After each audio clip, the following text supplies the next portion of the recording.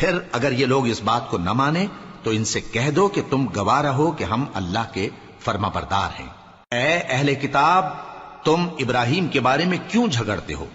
حالانکہ تورات اور انجیل ان کے بعد اتری ہیں اور وہ پہلے ہو چکے، تو کیا تم عقل نہیں رکھتے؟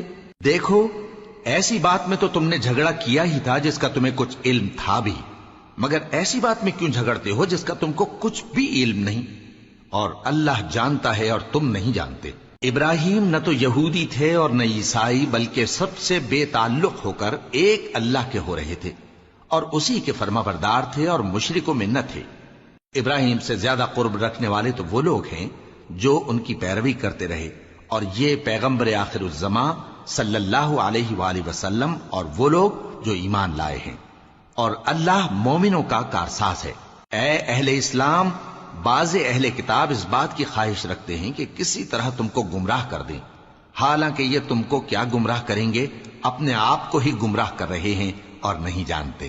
اے اہل کتاب، تم اللہ کی آیتوں سے کیوں انکار کرتے ہو اور تم تورات کو مانتے تو ہو؟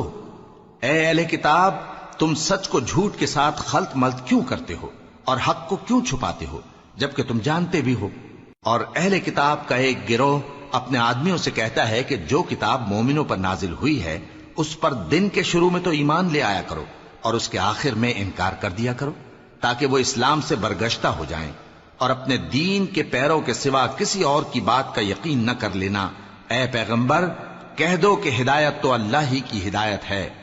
وہ یہ بھی کہتے ہیں، یہ بھی نہ ماننا کہ جو چیز تم کو ملی ہے ویسی کسی اور کو بھی مل سکتی ہے، ورنہ وہ تم پر تمہارے رب کے روبرو حجت قائم کر دیں گے۔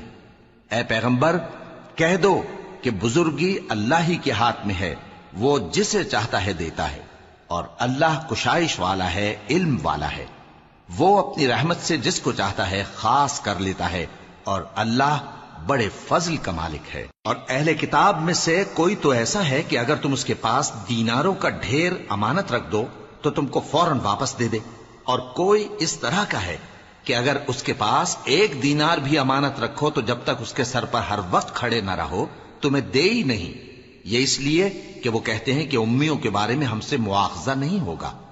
یہ اللہ پر محض جھوٹ بولتے ہیں اور اس بات کو جانتے بھی ہیں۔